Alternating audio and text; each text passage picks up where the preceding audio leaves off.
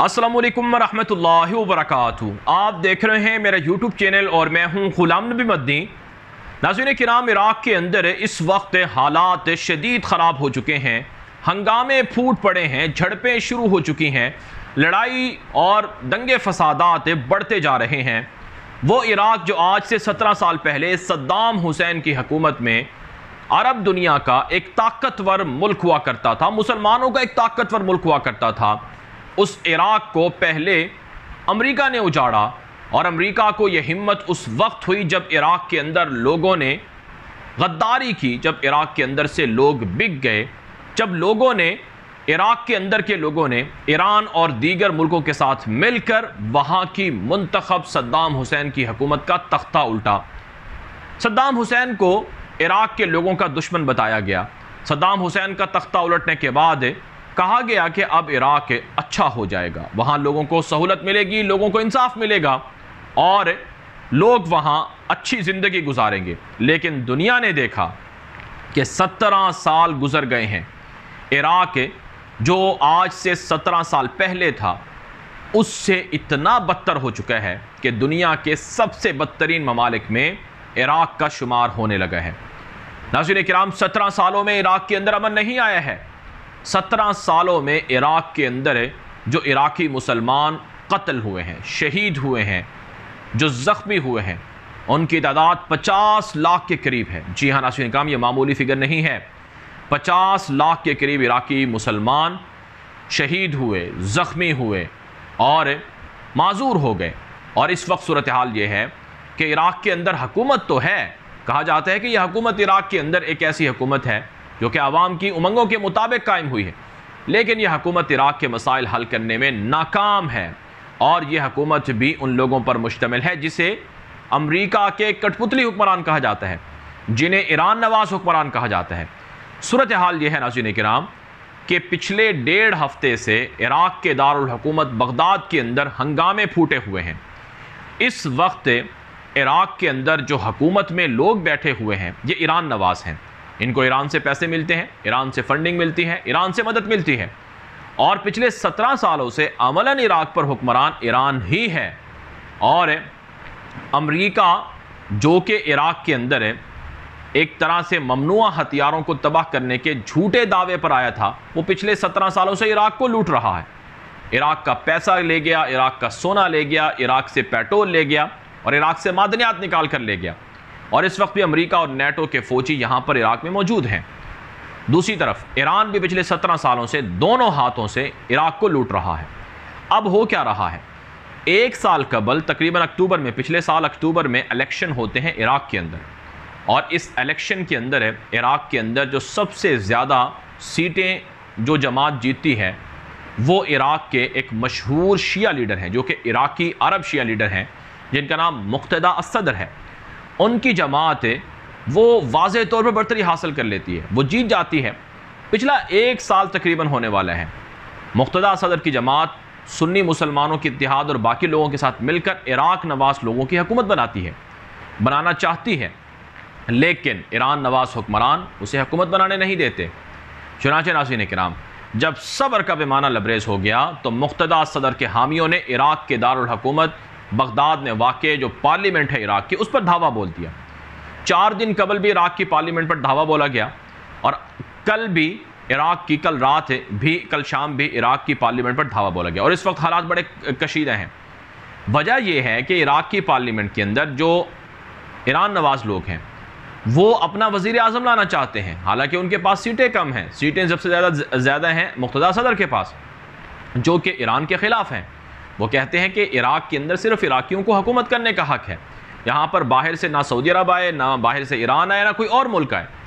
तो इस वजह से वहाँ पर इस वक्त हंगामे फूट पड़े हैं और हालात काफ़ी ख़राब हो चुके हैं। चुनांचे नाज़रीन किराम, इराक़ की पार्लियामेंट पर जो हमला हुआ उसके बाद जो इराक़ की पार्लियामेंट के स्पीकर थे मोहम्मद अल हलबरूसी उनका नाम है, उनकी जानिब से यह बयान दिया गया है कि फ़िलहाल हलबूसी उनका नाम है, मोहम्मद अल हलबूसी ये उनका नाम है। उन्होंने कहा है कि फ़िलहाल पार्लियामेंट का इजलास मुअत्तल किया जाता है और जब तक के ये दंगे फसादात ख़त्म नहीं होते हैं तब तक इजलास नहीं होगा। दूसरी तरफ जो सदर हैं बरहम साले, उन्होंने कहा है कि एक ऐसा डायलॉग होना चाहिए, एक ऐसी मुज़ाकरात होने चाहिए जिसमें सारे के सारे लोग शामिल हों, सारे के सारे शहरियों की उमंगों के मुताबिक फ़ैसला हो। और इसी तरह से जो इराक़ के वज़ीर आज़म हैं मुस्तफ़ा काज़मी, उन्होंने भी कहा है कि जो मुज़ाहिरीन हैं ये अपने हक़ के लिए अगर एहतजाज कर रहे हैं तो उनके हक़ को सपोर्ट किया जाना चाहिए, उनकी मदद की जानी चाहिए। नाज़रीन किराम, हकीकत ये है कि इस वक्त इराक़ के अंदर मुख्तलिफ़ तरह के लोगों का मुख्तलिफ़ तरह का कंट्रोल है। सबसे ज़्यादा जो कंट्रोल है इराक़ के अंदर सियासत पर, वो ईरान का है। और ईरान का ये कंट्रोल सिर्फ़ इराक़ के अंदर नहीं है, बल्कि इराक़ के पड़ोसी मुल्क शाम के अंदर भी है, लबनान के अंदर भी है, यहाँ तक कि फ़लस्तीन के अंदर भी हो चुका है। और इसी तरह से यमन के अंदर आप जानते हैं, यमन के अंदर पिछले 7 सालों से जंग है। और आज भी एक ख़बर सामने आई है कि यमन के दारुल हुकूमत सना के अंदर जो हूसियों का एक गोदाम था, उसके अंदर धमाका हुआ है। हूसी और सऊदी अरब के बीच लड़ाई हो रही है, तो वहाँ भी ईरान मौजूद है। और अफ्रीका के अंदर और एशिया के मुख्तलिफ़ मुल्कों में भी ईरान की प्रॉक्सी वार चलती रहती है। मलेशिया मौजूद है। तो ये वो चीज़ें हैं जिससे मिडिल ईस्ट के अंदर, मशरक़ वस्ता के अंदर, मुसलमानों के अंदर इंतशार फैल रहा है। ये चीज़ें नहीं होनी चाहिए। चुनांचे इस वजह से ईरान पर सबसे ज़्यादा इराक़ी मुसलमानों को गुस्सा है, इराक़ी लोगों को गुस्सा है कि ईरान क्यों हमारे मामलात में मुदाखलत करता है। ईरान अपने मुल्क के अंदर जो कुछ करना चाहे करे, क्या इराक़ के लोग भी ईरान के अंदर मुदाखलत करते हैं? और नाज़रीन किराम, वजह यह है, जो पसे पर्दा हकीकत है वो ये है कि ईरान अपने मजहबी नज़रियात और अकायद और जो उनके अक़ीदे हैं वो मुसल्लत करना चाहता है बाकी लोगों पर, जो इराक़ के लोग कबूल करने के लिए तैयार नहीं हैं। और जिस तरह से वहाँ इराक़ के अंदर जो अहम जो मजहबी इबादत गाहें हैं उनका कंट्रोल ईरान लेना चाहता है, जो कि इराक़ के लोग देना नहीं चाहते हैं। तो ये बुनियादी वजह है जिसकी वजह से इराक़, जो कि मुसलमानों का एक अजीम मुल्क था, जो कि मुसलमानों के लिए एक ज़माने में मरकज़ की हैसियत रखता था, बगदाद, जी हाँ, मुसलमानों के लिए इराक़ मरकज़ की हैसियत रखता था, दारुल खिलाफ़ा रहा है।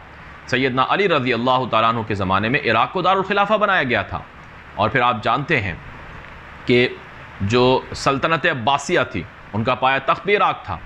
तो आज उस इराक़ के अंदर हंगामे, बगावत हो रही है जिससे लोगों का खून बह रहा है। वो लोग जो आज से 17 साल कबल सद्दाम हुसैन को बुरा भला कहा करते थे, आज वो लोग सद्दाम हुसैन को याद करके उन्हें खराज तहसीन पेश करते हैं, उन्हें सलाम पेश करते हैं कि सद्दाम हुसैन ने एक फ़ितने को रोका, एक फ़ितने का मुकाबला किया। सच्ची बात यह है नाज़रीन किराम कि अमरीका और तागूती ताकतें मुसलमान मुल्कों में अमन होने नहीं देना चाहती, मुसलमान मुल्कों में इंतशार फैलाकर मफादात समेटना चाहती हैं, जिसकी वजह से मुसलमान कमज़ोर होते हैं, मुसलमान आपस में लड़ते हैं, दुश्मन खुश होता है। जब मुसलमानों में लड़ाई और इख्तलाफात होते हैं तो दुश्मन खुश होता है कि अच्छी बात है, हमारी लड़ाई के बगैर, यानी पहले इराक़ के अंदर अमेरिका बमबारी करता था तो अमेरिका को लान तान मिलती थी, लेकिन अब जबकि इराक़ के अंदर दाइश के नाम पर या फिर आपस में लोगों को लड़ाकर जब अमेरिका के मफादात पूरे होते हैं, यूरोप के मफादात पूरे होते हैं, तो वो लोग खुशियाँ मनाते हैं कि हमें लड़े बगैर ही फ़ायदा मिल रहा है। तो ये चीज़ें नहीं होनी चाहिए। सिर्फ इराक़ का मसला नहीं है, लीबिया को देख लें, शाम को देख लें, यहाँ तक कि नाज़रीन इकराम यमन को देख लें, और इसी तरह से अफ़गानिस्तान के अंदर भी तालिबान की हुकूमत है, उनको ख़राब करने के लिए मुखालिफिन साजिशें कर रहे हैं। तो ये दुश्मनों की प्लानिंग है। और पाकिस्तान के अंदर अमेरिका ने रजीम चेंज ऑपरेशन किया, तो ये चीज़ें नहीं होनी चाहिए। बहरहाल ये वीडियो आम कर दें ताकि मज़ीद लोग मालूमात हासिल कर सकें। मज़ीद ख़बरों के लिए मेरा यूट्यूब चैनल जो कि न्यूज़ की दुनिया के नाम से है, उसे फॉलो कर लें। अब तक के लिए इतना ही इजाज़त दीजिए। अस्सलामु अलैकुम वरहमतुल्लाहि वबरकातुहू।